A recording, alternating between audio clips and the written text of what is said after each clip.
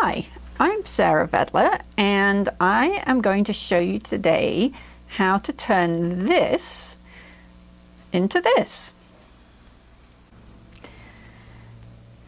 So this is going to be the side panel in the Abundance tote, and I have two pieces that I have quilted in the hoop and cut to size. I've cut two pieces of bias binding, and they are 2 inches wide, folded down the middle to make a 1 inch wide strip. So first of all, I'm going to apply the binding to the nicely trimmed panels, and then when I've got the binding on, I'm going to actually install a zipper and guide the end of the zipper around the curved end of the side panels so that it's a new and fun way of finishing my bag. And actually the reason that the zipper's in there in the first place is to make binding the outside of the actual finished bag a whole lot more easier than if you have a solid side panel in there. So let's get started. So I'm sitting at my 830 and I have my number 34 foot installed. It's the clear foot with the red line down the middle of it. Makes it really easy to see what I'm doing. I am going to line the edge of my fabric up with the 3/8 of an inch marker, and that lines nicely up with the edge of the foot. I've got the needle set one position in from the right hand side, so move the needle all the way over to the right hand side and then move it one to the left. And I've got my needle length set at 2 millimeters. So I'm going to start stitching here, and this machine gives me a locking stitch to start out with. I actually like to do 2 or 3 stitches forward, press the reverse button, 2 or 3 stitches back. And on the 830, sometimes it's necessary to just click the reverse button again so that you will start stitching forward. Now I've not got any pins in here. I'm just going to stitch right the way along. So I'm keeping the edge nice and flush with the 3/8 of an inch line on the stitch plate, which is also lining up with the edge of my number 34 foot. Take it nice and easy. And I haven't got any pins in here, so I can line the fabric up as I'm going along. And at the moment it's super simple because it's just a straight line, but in just a couple of seconds we are going to hit the curve where we're going to need to do a little bit of messing around. So right now I'm coming into the curve, and this is where the bias comes in really handy. I'm going to go slow.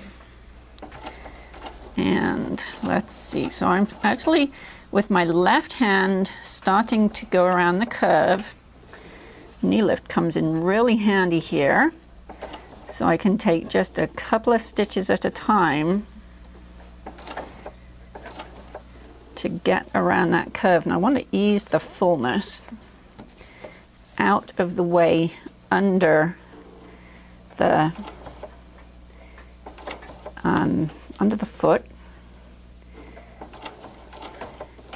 I'm actually glad I don't do this too often. It's not my favorite thing to do, going around curves like this, but I love the result. So it's a worthwhile thing to be able to do. Okay, we are almost around the curve. And you can see I'm not exactly on the edge right in that curve, but I don't think that's going to matter too much. I can always trim that little bit of excess. And I'm just going to stitch right off the end there. Foot up. Now you're seeing that I very rarely actually use the trimmer on the machine.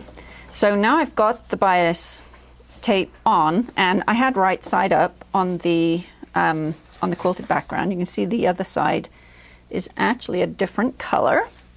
So now I can fold this around. That is Ruthie in the background, not obliging by keeping it quiet.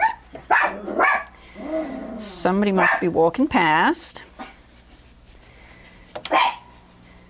And I'm going to put a couple of pins in. This is where I will start pinning. So I've folded this around the edge, and I'm going to put a pin right in the bias, or right in the seam allowance there, or this in the ditch.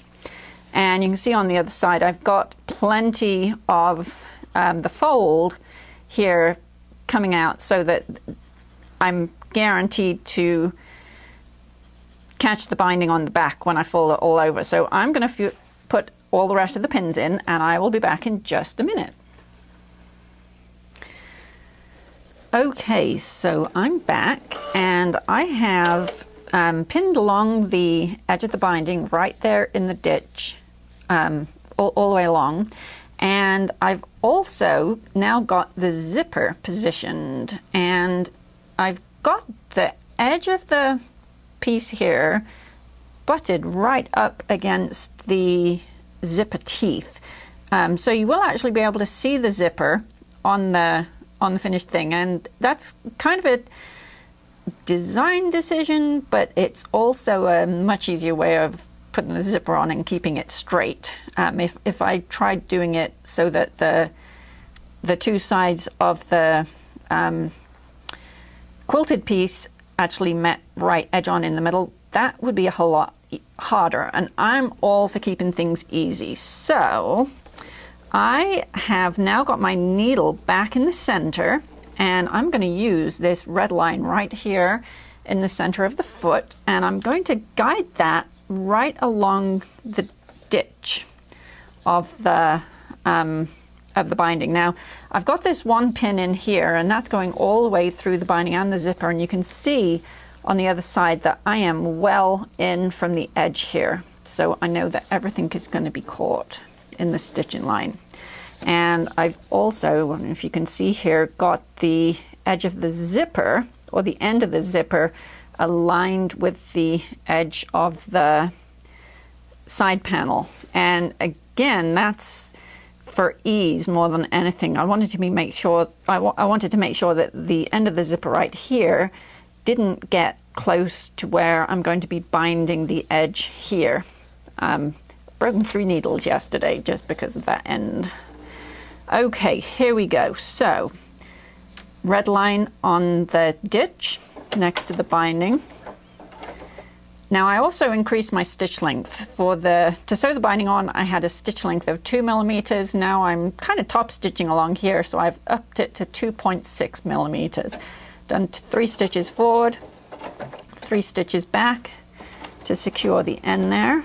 Now I'm not sewing particularly fast, and I'm guiding the edge. The first pin was the only one that actually held the zipper in place, although I've got a bunch of pins going on here that are holding the binding tucked under. They're not actually holding the zipper, so I am putting the zipper where it needs to be as I'm stitching. Not sewing terribly fast at all.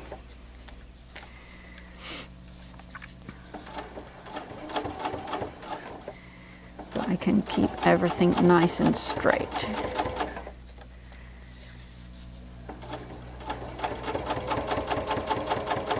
And you'll notice that I have got the zipper closed all the way up to the end right now.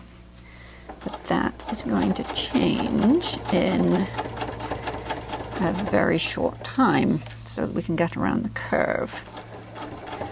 Okay, we're coming up to the curve.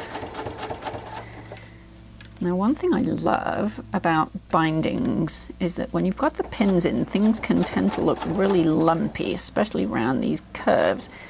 But once you've sewn them, the lumps miraculously disappear. Now, I have got right onto the curve here, and now I'm going to unzip, lift the foot up,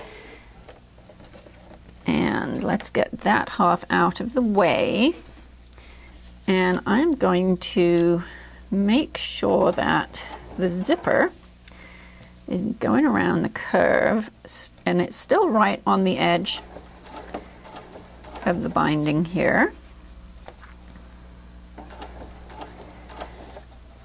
tucking it under, making sure it's good every 2 or 3 stitches. And zippers aren't exactly on bias tape, but they have enough give on them that they can go nicely around a curve. Let's take that last pin out.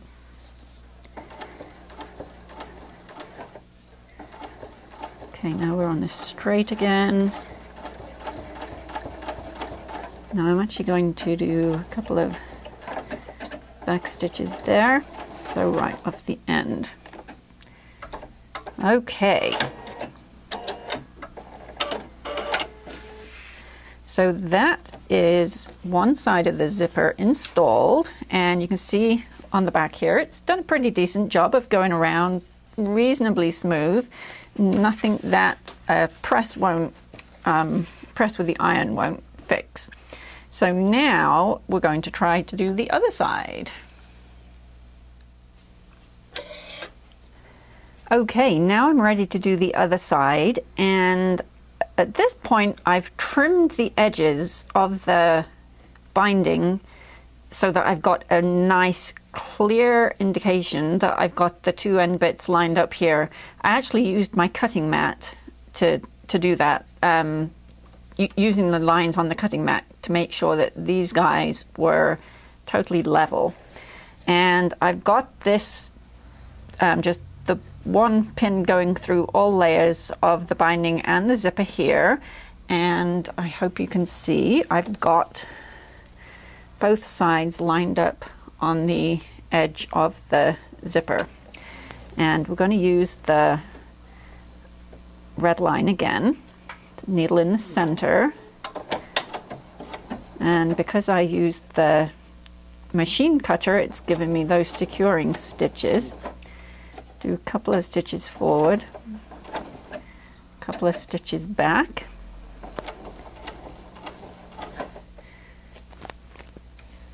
and here we go. Okay, so I'm going pretty slow, making sure that the edge of the binding is butted up against the zipper teeth. Take the pins out as I go along.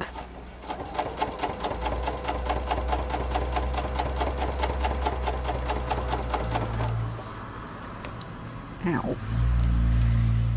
Really good at catching the pins in the end of my finger.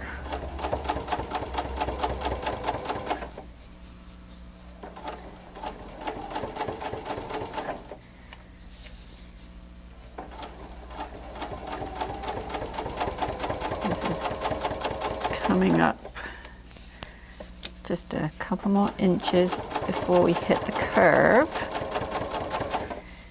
You know, just I did the zipper up again up until here. Okay, now we're coming into the curve. So got to get rid of this zipper pull, number 1, because we're about to stitch over it, and that would not be good. And number 2, we're going around the curve, so we want to be able to get the zipper tape out of the way. So foot goes up, pull the zipper down. Okay. Ouch, stuck myself with a pin again. Okay, so now we're going around this curve. Let's take the pin out. Got the zipper tape, or the edge of the binding, right up against the zipper. The zipper teeth.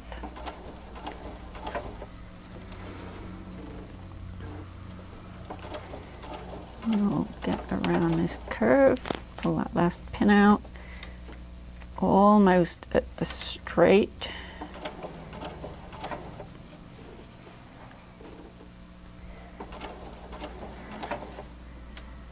Last pin out, we've got this tucked under, so make sure that's nice and flat. Don't want that to be all buckled up underneath.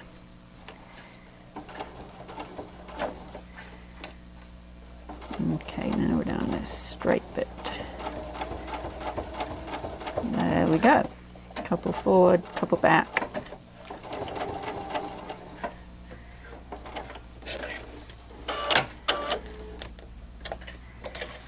And now we've got both sides